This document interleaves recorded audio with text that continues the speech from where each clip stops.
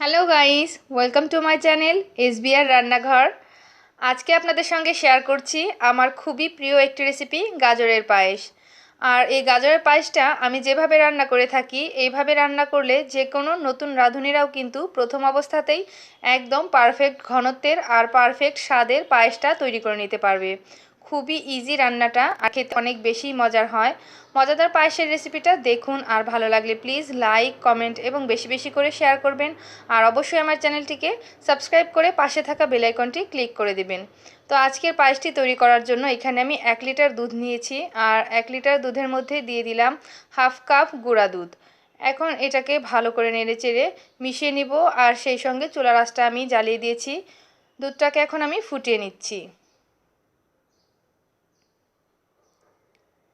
চুলাটা জ্বালিয়ে নেওয়ার আগে আমি গুঁড়া দুধটাকে ভালো করে নেড়েচেড়ে মিশিয়ে নিয়েছিলাম, তারপরে আমি চুলাটা জ্বালিয়ে দিয়েছি। এখন কিন্তু দুধটা ফুটে গেছে, আর এখন আর বেশিক্ষণ জাল করে নেওয়ার কোনোই প্রয়োজন নেই, যেহেতু গুঁড়া দুধটা আমি মিশিয়ে নিয়েছি। দুধটা কিন্তু এমনিতেই ঘন, আর এই জন্যই এখন আমি দুধটা ফুটে ওঠার সঙ্গে সঙ্গে এর মধ্যে দিয়ে দিলাম 1/4 কাপ চাল। পোলাওর চালটা আমি নিয়েছি, আর এই চালটাকে আমি একটু ভাঙা ভাঙা করে নিয়েছিলাম। মিক্সিতে দিয়ে জাস্ট 2-1 সেকেন্ড একটু আমি এটাকে ব্লেন্ড করে নিয়েছিলাম।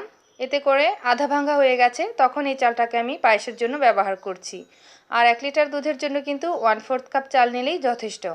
তো আধা ভাঙা করে নেওয়ার পরে আমি দুধের মধ্যে দিয়ে দিয়েছি, আর নেড়েচেড়ে এটাকে ফুটিয়ে নিয়েছি। এখন লো আঁচে চালটাকে সেদ্ধ হতে দিয়ে দিয়েছি দুধের মধ্যে, আর এদিকে আমি গাজরটাকে ভেজে নিব। এর জন্য পর্যাপ্ত পরিমাণ ঘি নিয়ে নিলাম, মোটামুটি 2 টেবিল চামচ পরিমাণ হবে ঘি নিয়েছি। ঘিটা গলিয়ে এর মধ্যে ফোড়নে তেজপাতা আর থেতো করা এলাচ দিয়ে দিলাম। ফোড়নটা একটু ভেজে এর মধ্যে দিয়ে দিচ্ছি এইখানে 1.5 কাপ গাজর। কুচি কুচি করে নেওয়ার পর আমি মেপে নিয়েছি, মেজারমেন্ট কাপ দিয়ে প্রথমে 1 কাপ নিয়েছি, এরপর নিয়েছি আরও হাফ কাপ, তো 1.5 কাপ গাজর। আমি খুব ভালো করে এটাকে ঘিয়ের মধ্যে এপিট ওপিট করে ভেজে নিলাম। ভাজা হয়ে গেলে গ্যাসটা অফ করে দিয়েছি। এদিক থেকে এখানে আমি দেখে নিয়েছি চালটা কিন্তু সেদ্ধ হয়ে গেছে।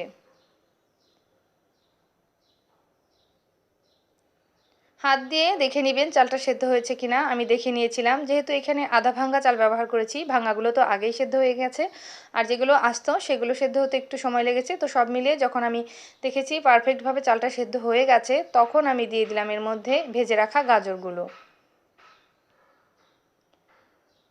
গাজরের সঙ্গে এখন এটাকে মোটামুটি 3 থেকে 4 মিনিট জাল করে নিয়েছি। এখন এর মধ্যে দিয়ে দিচ্ছি স্বাদ মতো চিনি। চিনিটা কিন্তু মেজারমেন্ট কাপ দিয়ে পুরো 1 কাপ চিনিটাই দিয়েছি আমি। কেউ যদি মিষ্টি একটু কম খেতে চান তাহলে কিন্তু আরও কিছুটা পরিমাণ কম দিলেও চলবে। তো চিনিটাকেও নেড়েচেড়ে গলিয়ে ফুটিয়ে নিয়েছি। এখন এইভাবে এটাকে ফুটিয়ে একদম ঘন করে তৈরি করে নিব। চিনি দেওয়ার পরেও মোটামুটি 5 থেকে 6 মিনিট আমি মিডিয়াম আঁচে এটাকে ফুটিয়ে নিয়েছি। এখন কিন্তু পায়েসটা রেডি হয়ে গেছে। পায়েসের চারদিকে কিন্তু অসংখ্য বাবলস দেখা দিচ্ছে। এই পর্যায়ে কিন্তু পায়েসটা হয়ে গিয়েছে, কারণ এটা নামিয়ে নেওয়ার পরে ঠান্ডা হয়ে গেলে আরও কিছুটা ঘন হয়ে যাবে, আর ফ্রিজে রেখে দিলে তো আরও কিছুটা ঘন হয়ে যাবে। তো ওই জন্য আমি এখন এই পর্যাতেই গ্যাসটা অফ করে দিলাম। ঠান্ডা হয়ে যাওয়ার পরে কিন্তু নামিয়ে নিচ্ছি। দেখতেই পাচ্ছেন এখনকার ঘনত্ব একদম কিন্তু পারফেক্ট আছে, আর এটাকে ফ্রিজে রেখে দেওয়ার পরে আরও কিছুটা ঘন হয়ে যাবে। ব্যাস, খুবই মজাদার পায়েসটা কিন্তু খুব ঝটপট তৈরি হয়ে গেল। আপনারাও ঘরে এভাবে তৈরি করে খেতে পারেন, আর সকলেই ঘরে তৈরি খাবার খান, সুস্থ থাকুন।